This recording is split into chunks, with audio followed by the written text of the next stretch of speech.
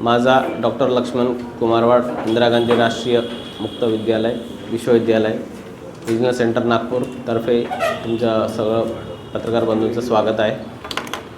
आज पत्रकार परिषद घेण्याचा उद्देश असा आहे की आपला जो रिजनल सेंटर नागपूर आहे किंवा Indira Gandhi national open university आहे, सगळ्यांना माहीतच आहे, जगातील सगळ्यात मोठं विद्यापीठ आहे। ज्या विद्यापीठामध्ये आतापर्यंत 46 लाख विद्यार्थी आतापर्यंत शिकून बाहेर पडलेले आहेत आणि 35 लाख विद्यार्थी शिकत आहेत आणि जगामध्ये 15 देशामध्ये आपलं अभ्यास केंद्र आहेत आणि भारतामध्ये जवळपास 250 अभ्यास केंद्र आहेत आणि 58 रिजनल सेंटर। एक रिजनल सेंटर तयार झालेला आहे माननीय राष्ट्रपतींच्या एरियामध्ये रायरंगपूरला, तो 58वा झालेला आहे आणि आपला विद्यापीठ A++ ग्रेड झालेला मिळालेला आहे आपल्या UGC कडून आणि सलग 2024 आणि 25 NRF रँकिंगमध्ये 1 नंबर आलेला आहे ओपन युनिव्हर्सिटी कॅटेगरीमध्ये।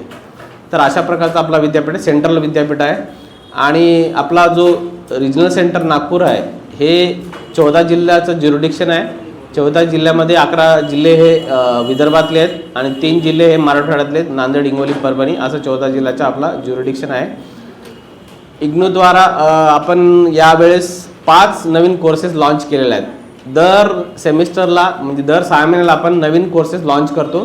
त्यामध्ये आत्ता या सेमिस्टरला यानी की आत्ता जानेवारी 2026च्या ॲडमिशनला आपण 5 प्रोग्राम आपण लॉन्च केलेले आहेत। त्यामध्ये 2 PG आहेत, 2 बॅचलर्स आहेत, 1 बॅचलर आहे आणि 2 PG डिप्लोमा आहेत। तर त्यामध्ये MSc data science and analytics एक खूप चांगला प्रोग्राम आहे, कम्प्युटर रिलेटेड प्रोग्राम आहे। जसं की सगळ्यांना माहीत आहे AI चा दुनिया आहे आपला सध्या, तर AI रिलेटेड आणि ज्यांना कोणाला अभ्यास करायचा आहे किंवा ॲडमिशन घ्यायचं आहे तशा विद्यार्थ्यांना MSc data science and analytics असा एक नवीन प्रोग्राम आपण चालू केलेला आहे।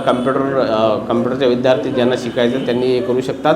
हे पोस्ट ग्रॅज्युएट 2 वर्षाचा प्रोग्राम आहे हा। त्यानंतर master of arts in human values and ethics MA चा एक प्रोग्राम आपण चालू केलेला आहे। आर्ट्स इन ह्युमन व्हॅल्यूज म्हणजे ह्युमन व्हॅल्यूज अँड एथिक्स म्हणजे आपल्याला विद्यार्थ्यांना किंवा लोकांना व्हॅल्यूज कळायला पाहिजे, तर त्या रिलेटेड आपण एक कोर्स चालू केले। ते पण 2 वर्षाचा प्रोग्राम आहे। त्यानंतर आपण एक डिप्लोमा लॉन्च केलेला आहे, पोस्ट ग्रॅज्युएट डिप्लोमा इन भारतीय दर्शन, भारत दर्शन। ज्यांना कोणाला भारत दर्शन रिलेटेड किंवा कोणाला याच्याबद्दल शिकायचं असेल तर तो डिप्लोमा PG डिप्लोमा करू शकतात।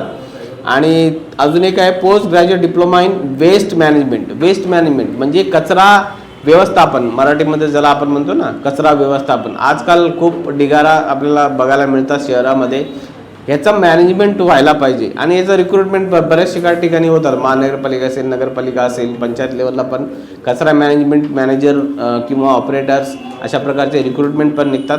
तर अशा विद्यार्थ्याला आपण ॲडमिशन देतो पोस्ट ग्रॅज्युएट इन वेस्ट मॅनेजमेंटमध्ये। तो 1 वर्षाचा PG डिप्लोमा कोर्स आहे। अजून एक आहे BSc fabric and apparel design. Fabric म्हणजे कपडा तयार करणे आणि त्याच्यावरचं हे नक्षीकाम जे काय असेल ते 3 वर्षाचा डिग्री प्रोग्राम आपण लॉन्च केलेला आहे। अशा प्रकारचा आपण 5 प्रोग्राम आपण लॉन्च केलेला आहे।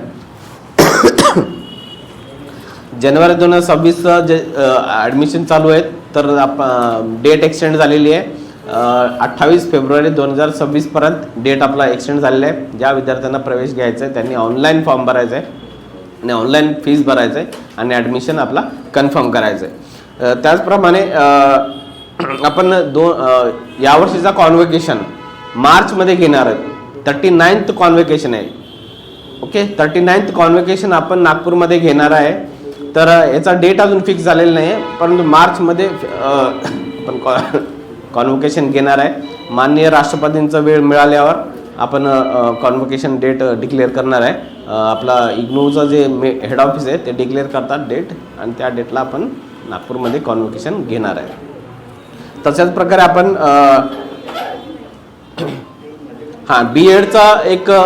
बीएडचा एंट्रन्स आपल्याकडे 3 प्रकारचे एंट्रन्स आहेत, बाकी कोणाला एंट्रन्स नाही। एक बीएड आहे, एक PhD आहे आणि एक BSc नर्सिंग, या 3 कोर्सेसला आपण एंट्रन्स घेतो.